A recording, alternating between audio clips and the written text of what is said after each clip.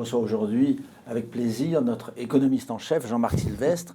Jean-Marc, le gouvernement a dévoilé son plan pour la réforme des retraites. Alors, à quoi faut-il s'attendre maintenant? À la révolution, carrément? Je ne pense pas qu'on puisse aller jusque-là, mais il va falloir voir ce qui se passe maintenant au Parlement, d'un côté, puis dans la rue de l'autre, puisque les syndicats ont donné des ordres de mobilisation et de manifester. Oui, immédiatement. Ce n'est pas forcément une mauvaise nouvelle, je vous expliquerai pourquoi. Mais je crois que le gouvernement a fait le job. Je crois sérieusement qu'il a fait le job. Le problème des retraites en France est un problème sensible, parce que le système des retraites est au cœur du modèle social français. C'est le prototype du modèle social, de ce partenariat entre les syndicats et les patrons. C'est un modèle assurantiel.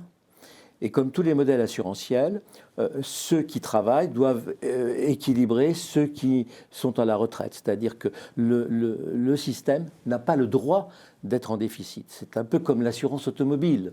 L'assurance automobile, vous payez une prime d'assurance à condition que l'assureur puisse vous garantir qu'il va payer les risques. Donc ceux qui conduisent payent pour ceux qui ont des accidents, si j'ose dire. C'est ça le système de l'assurance. Eh bien, il ne vous viendra pas à l'idée de signer une prime d'assurance à une compagnie qui risque de faire faillite. La France, avec un système de retraite, était en risque de grosses difficultés financières et de déséquilibre, pour des raisons naturelles, pour des raisons démographiques. Depuis des années, on sait très bien qu'il y a un déséquilibre entre le nombre d'actifs, le nombre de gens qui sont au travail, c'est-à-dire qui cotisent, et le nombre de gens qui sont inactifs, qui touchent les pensions. Il y a un déséquilibre qui fait qu'il n'y a pas suffisamment d'argent pour payer les pensions. Donc il faut utiliser un certain nombre de solutions. On a pensé à tout, à relever le niveau des cotisations. C'était la première solution, à baisser le niveau des pensions. C'était aussi une autre solution qui n'était pas forcément au goût des retraités. Et puis, il y a éventuellement à utiliser le curseur de l'âge de départ à la retraite, parce que plus vous partez tard à la retraite, plus il y a des gens qui restent au travail, s'il y a du travail, et puis plus vous aurez de cotisations pour payer les prestations. Le gouvernement a choisi cette troisième solution. Il n'avait pas le choix. Il n'avait pas le chour. Mais alors, ce que vous dites est extrêmement clair. On comprend très bien la nécessité de cette réforme. Mais pourquoi est-ce que les syndicats, qui ne sont quand même pas composés uniquement de débiles mentaux, n'acceptent pas du tout cette réforme? Alors, le gouvernement n'avait pas le choix parce que le système était déséquilibré.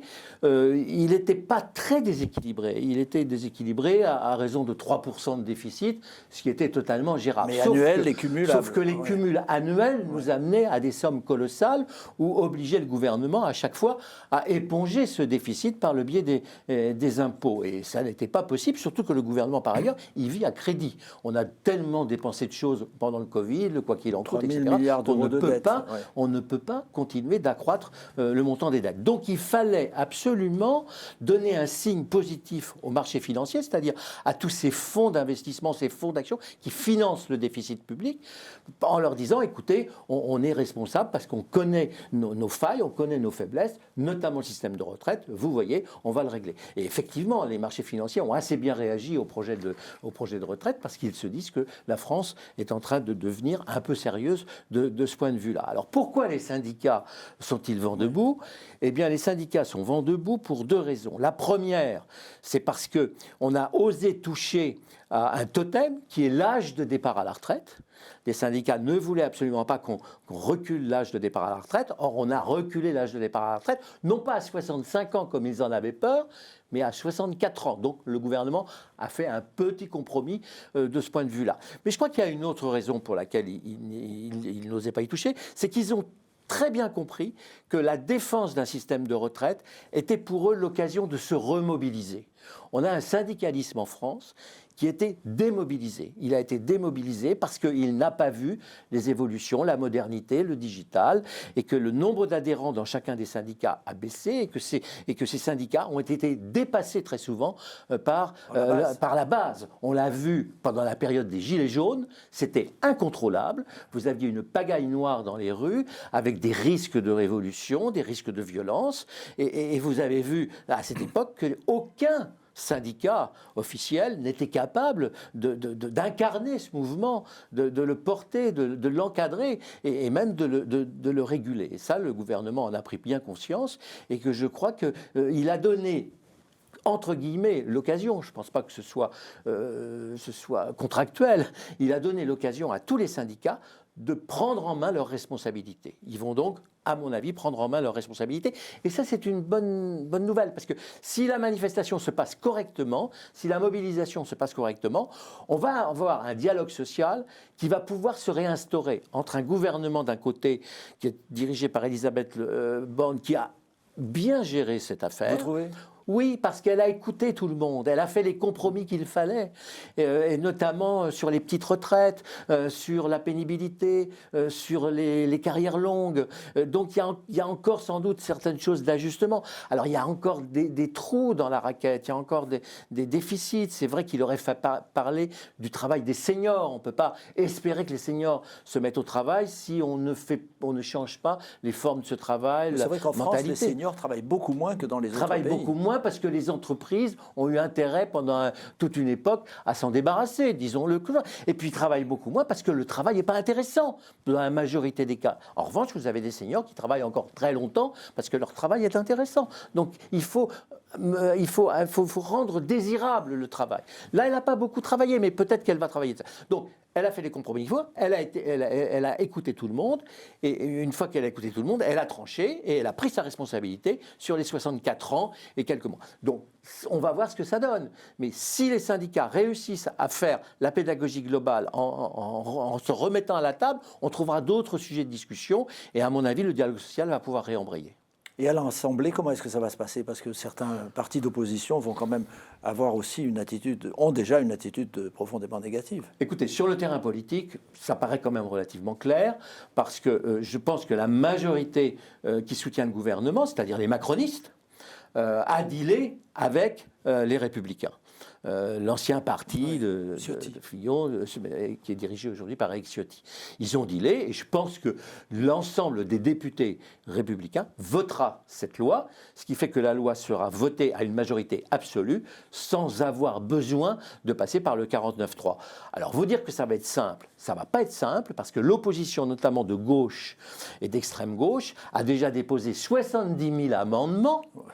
70 000 amendements, ce qui est considérable, donc ça va prendre énormément de temps, que l'extrême droite va vouloir apparaître dans la foulée, mais leur but est de faire capoter le vote de la loi, parce qu'ils savent très bien que si des députés ne se présentent pas au vote, si la majorité absolue n'est pas, on utilisera le 49-3. Donc c'est ça qu'ils veulent. Ils veulent que le gouvernement passe par le 49-3 pour pouvoir dire, vous voyez, gouvernement, vous n'avez pas su expliquer, vous n'avez pas été démocrate puisque vous passez en force. Je crois qu'on évitera cette chose-là. Mais il va falloir aller vite, il va falloir travailler relativement vite, parce qu'on veut pouvoir installer la loi en septembre. Avec tous les décrets d'application qui sont nécessaires. Ça demande un travail politique et administratif considérable. Et est-ce que le gouvernement a des marges de manœuvre vis-à-vis de l'Assemblée pour saupoudrer un peu quelques concessions ? Écoutez, il en a déjà saupoudré pas mal. Il a déjà saupoudré pas mal. On l'a vu lors de la revendication de toutes les professions qui se sont succédées à Bercy et à l'Élysée pour pouvoir obtenir des financements sur l'énergie, sur les factures énergétiques, les chèques énergie et tout ça. Bon, donc il peut y avoir effectivement encore quelques marges de manœuvre, mais le gouvernement n'a pas beaucoup de marge de manœuvre financière. Il est très endetté, les taux d'intérêt ont tendance quand même à remonter, même s'ils restent relativement bas aujourd'hui, compte tenu de l'inflation. Non, le gouvernement, il faut qu'il fasse redémarrer la machine économique assez fortement pour pouvoir créer de la richesse. Pour pouvoir créer de la richesse, il faut de l'activité et il faut des capacités de travail. La loi sur les retraites apporte des capacités nouvelles de travail. Parce qu'il y a des gens qui vont rester au travail plus longtemps et ça va se sentir. Dès la fin de l'année, on va constater qu'il y a à peu près, en gros, 1 million de travailleurs en plus. Ça peut avoir un effet immédiat comme ça ? Ça peut avoir un effet immédiat puisqu'on va commencer à réduire un peu. Et puis l'ambiance va faire que ça va améliorer les choses. Je n'ai pas entendu le patronat dans cette affaire beaucoup. Le patronat n'a pas fait beaucoup de commentaires parce que le patronat, lui aussi, protègent cette loi parce qu'ils préfèrent que le système paritaire social fonctionne bien. Et s'il pouvait avoir en face de lui des syndicats relativement forts, homogènes, représentatifs, ça lui rend service parce qu'il peut prendre un certain nombre de décisions, notamment en matière sociale, et qui sont responsables. Le patronat a fait quelques commentaires en disant qu'il se satisfaisait de la loi, qu'il regrettait un certain nombre de compromis, qu'il aurait fallu peut-être aller jusqu'à 65 ans, mais on en est à 64 et 3 mois, et dans 2 ou 3 ans, on arrivera à 65 ans. Et en fait, la date effective de départ en retraite, elle est plus, dans les faits, elle est plus longue que ça en réalité. Quand vous regardez l'âge de départ à la retraite aujourd'hui, il est plus tard que l'âge légal. Oui. Et pourquoi alors est-ce qu'on n'a pas proposé un système à la carte où chacun décide de continuer jusqu'à 63, 65, 70, que sais-je? Alors, très bonne question. C'était le projet initial d'Emmanuel Macron lorsqu'il est arrivé au début de son premier quinquennat pour présenter une remise à plat du système de retraite, avec une retraite effectivement à la carte, avec une retraite par points. Et il ouvrait ainsi la porte à une grande réforme qui nous entraînait vers des retraites très libérales de capitalisation. Oui. Chacun choisissant sa retraite, son montant, sa durée, etc. C'était un tabou absolu de la part des syndicats de gauche, d'une part, et des partis politiques de gauche, parce qu'on touchait au sein des saints ce qu'on a sacralisé, qui date du général de Gaulle, à savoir l'économie paritaire, la gestion paritaire des systèmes de retraite. Et après tout, le système de retraite paritaire, quand il est bien représenté par les syndicats, il fonctionne relativement bien. La GIRC et l'ARCO fonctionnent très très bien. Vous avez des systèmes par profession qui fonctionnent très très bien. Non, on garde la structure actuelle, on n'a pas touché trop aux sujets qui fâchent, et il y a des sujets qui fâchent. Le premier sujet qui fâche, c'est l'inégalité flagrante qui existe en France entre la retraite du service public et la retraite du service privé. Les retraites du service public sont calculées sur les derniers mois de la carrière, moment où les carrières arrivent au top de leur rémunération. C'est pas le cas dans le privé où il faut faire une moyenne des 25 années de précédence. Donc, on a un problème. On n'a pas touché qu'à la marge aux régimes spéciaux. Hein, les régimes spéciaux, SNCF, police, la SNCF, oui, voilà, ça reste, ça perdure. Ça ne va toucher que les nouveaux entrants. Oui. Mais en touchant les nouveaux entrants, ça obligerait les services publics à modifier leur désirabilité ou leur attractivité. Mais la SNCF, qui n'offre plus une carrière, une durée du travail et une retraite confortable à ses nouveaux entrants, le résultat, c'est qu'elle n'a pas de nouveaux entrants. Elle n'a pas de candidat, la SNCF. Et là, c'est comme les chauffeurs de bus, c'est ça? C'est comme les chauffeurs de bus de la RATP. On ne les trouve plus. Ils ne sont plus intéressés pour venir travailler dans cette entreprise. Il va donc falloir que ces entreprises-là, dans leur management humain et dans leur management social, trouvent des arguments supplémentaires qu'ils n'avaient pas jusqu'à maintenant. Parce que actuellement, ces entreprises-là sont managées, fonctionnent grâce aux anciens employés, ceux qui bénéficient encore des avantages. Et ces anciens employés, ils sont débordés, ils en ont ras-le-bol. D'où la grève de la SNCF au moment de Noël, qui a paralysé, alors que les syndicats ne s'étaient pas aperçus de ce dysfonctionnement, qui a paralysé brutalement la moitié de la France. Et en ce qui concerne le déficit du budget de la santé, est-ce que c'est aussi une réforme qui reste à faire et pourra-t-il maintenant, le gouvernement, après avoir réglé cette affaire, s'il règle l'affaire des retraites, s'occuper également de la santé qui connaît un déficit extraordinaire? Il va falloir s'occuper du déficit de la santé, il va falloir s'occuper de l'éducation nationale, il va falloir s'occuper des services de sécurité dans les villes, de la justice. Bon, alors pour rester sur la santé, c'est moins un problème d'argent qu'un problème d'organisation et de management. Donc il faut absolument manager et organiser le système de santé. Dans un système administratif aussi nombreux que le système de santé, lorsque vous avez près de 40% de la totalité du personnel qui n'est pas productif au niveau de la santé, qui est dans l'administration, il y a quelque chose qui ne va pas. Donc il faut absolument augmenter la productivité des services. C'est la même chose dans l'éducation nationale. Vous avez beaucoup d'enseignants qui sont détachés dans une autre tâche que celle de faire de l'enseignement, parce que l'enseignement les fatigue, parce que l'enseignement les énerve, parce que l'enseignement n'est pas possible. Et c'est au niveau de l'organisation même de l'enseignement. Donc vous avez un pays qui a une administration très lourde, très coûteuse, qui pouvait être une administration remarquable il y a encore 20 ans, mais qui aujourd'hui ne fonctionne plus, avec des contribuables qui se disent « mais pourquoi on paye aussi cher des systèmes publics qui ne fonctionnent pas ?»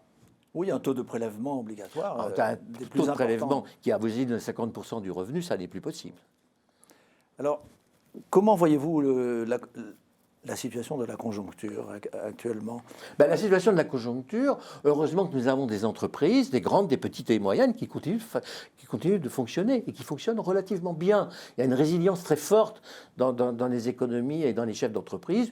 On n'en parle pas beaucoup parce que les chefs d'entreprise ne parlent pas trop d'eux-mêmes, mais ça fonctionne. Et on a donc une conjoncture qui est meilleure que ce que l'on pouvait penser qu'elle serait, mais qui est sans doute moins bonne que ce qu'elle devrait être.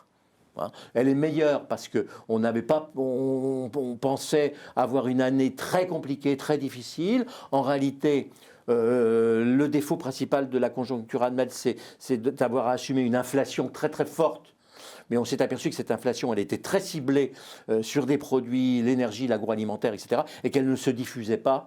Elle n'était pas contagieuse au reste de l'économie, et qu'en plus, elle a l'air de se tasser actuellement.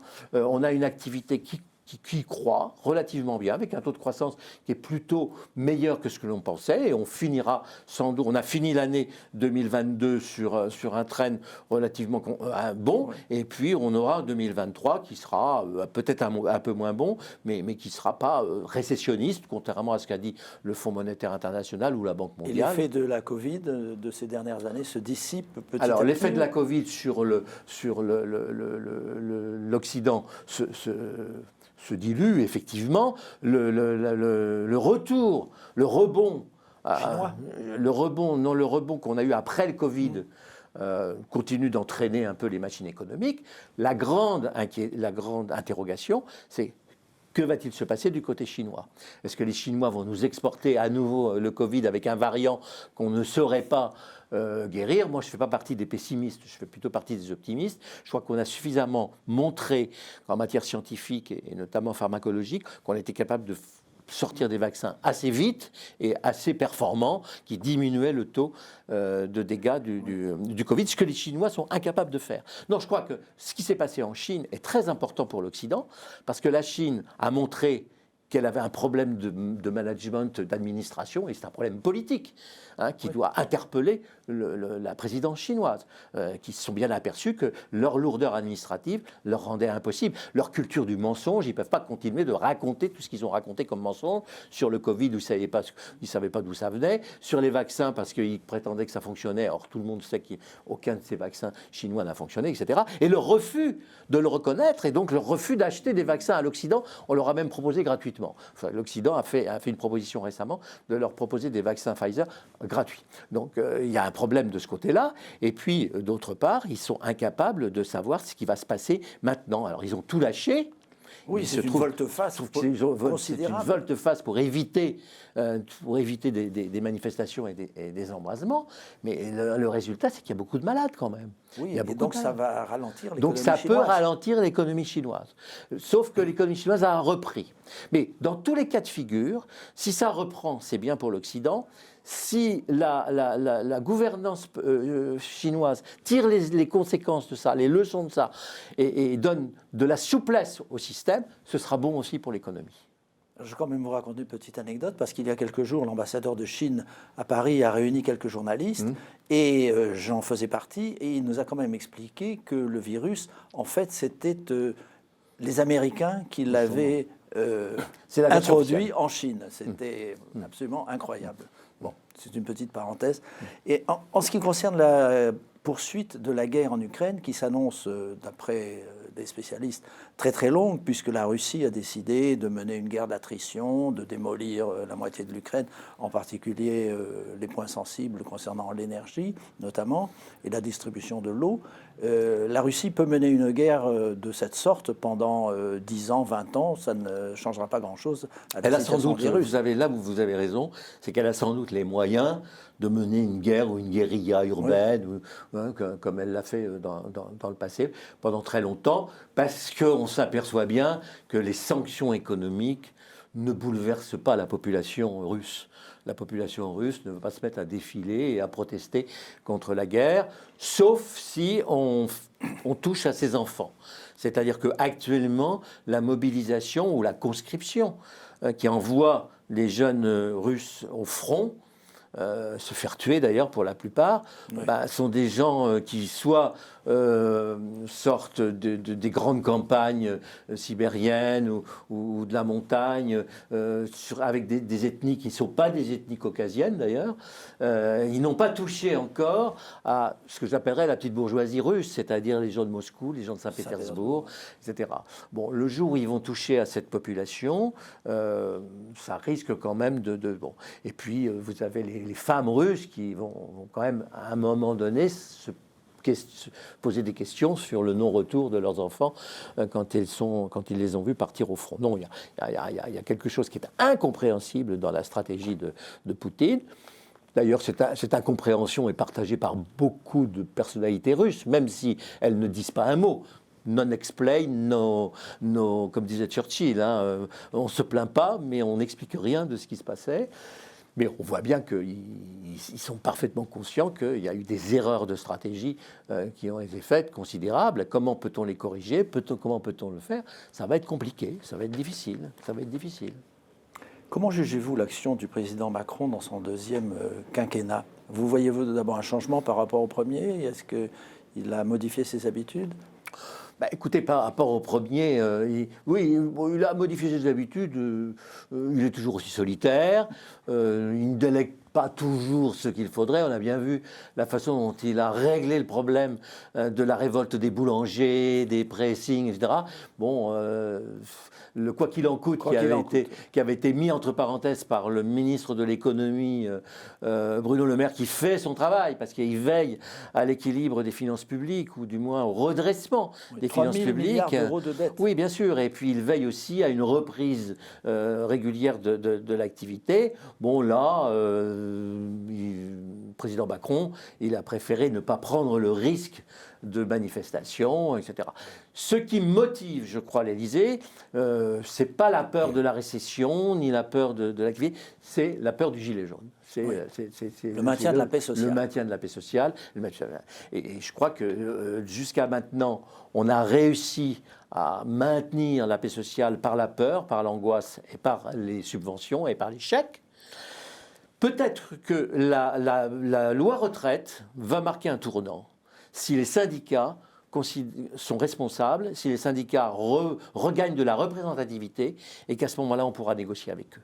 C'est-à-dire une période sans grève éternelle. Une période sans grève gravissime, sans bazar, sans violence dans les rues, mais une période qui va se solder par des discussions à Matignon sur l'entreprise, l'organisation, le management, le droit du travail et surtout le droit social. Parallèlement à ça, il a réussi à constituer une majorité absolue à l'Assemblée pour faire voter sa loi sur les retraites. J'espère qu'elle va tenir pour lui, c'est-à-dire en réunissant les macronistes et les républicains d'Éric Ciotti. C'est beaucoup plus clair, c'est-à-dire que vous avez aujourd'hui une majorité gouvernementale qui est plutôt à droite, vous avez une gauche et une extrême gauche qui est bien sûr à gauche, et puis vous avez une extrême droite qui est assez puissante, mais qui va se retrouver un peu paralysée. Donc c'est mieux de se trouver dans cette situation avec une assemblée qui n'est pas monocolore. Oui, c'est mieux de se retrouver parce que le débat démocratique peut s'installer. Et c'est un débat démocratique qui a les garanties de fonctionner puisqu'il y a une majorité. Merci beaucoup Jean-Marc. Merci à vous. Et nous aurons sûrement l'occasion d'en reparler. Avec plaisir. Merci. Et merci à vous d'avoir suivi cette émission sur Télésud. À bientôt.